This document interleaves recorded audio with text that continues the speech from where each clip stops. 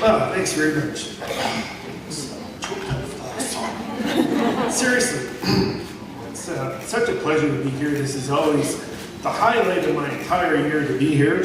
And you always do such a good job, you know. It's just tremendous. It's just tremendous to be here today to talk to you about Arbor Day and give you the Arbor Day tribute speech. First of all, I have to bring greetings from various different organizations that I belong to. For myself, the Prairie chapter of the International Society of Arboriculture is a local chapter of an international group counting over 25,000 members worldwide that are all dedicated to the care, preservation, and research of trees.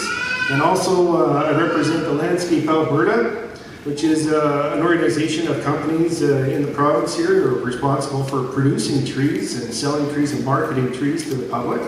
So greetings from them. And also, I also belong to Tree Canada. I'm a community advisor for Tree Canada. So I want to start by asking a question out here. What are trees? Who knows what a tree is? Bring the front row here. Do you know what a tree is? What is it? It's a big plant. It is a big plant. Trees are really big plants. And, you know, you can think of a tree as a giant solar-powered water pump. That's what they do. They're living things, but they subsist on solar energy, which is really quite amazing. And they gather in all kinds of energy and they store it within themselves. So you can think of a tree as a big battery, too. So trees are like big batteries, and they're giant solar-powered water pumps. And they grow more massive and huge and live longer than any other living thing on Earth. And I think that's pretty impressive. And how big do you think the biggest tree in the world might be? Anybody? How big do you think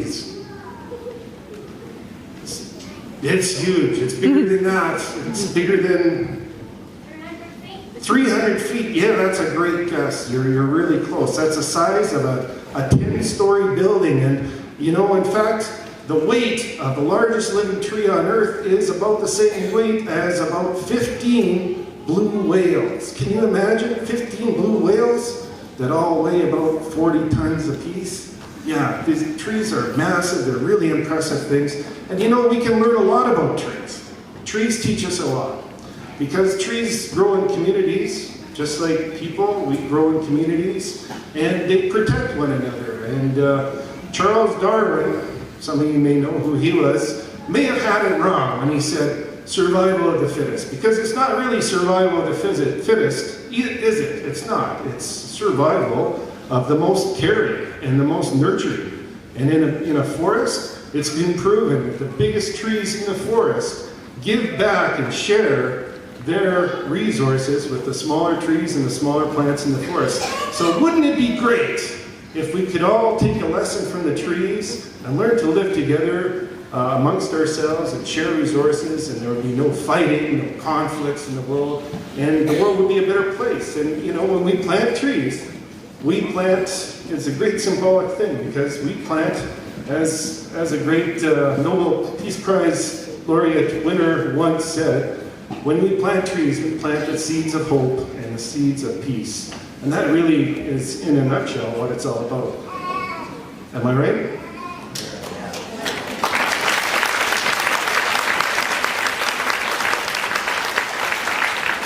So I'm going to speak again a little bit later in the program when I present you the Arbor Day flag. But right now I just want to perhaps introduce our next guest, which is a very special friend of mine. He's the president of Tree Canada. Is an organization that is responsible for planting literally millions and millions of trees all across this fine land. And Mr. Rosen, will you please come up?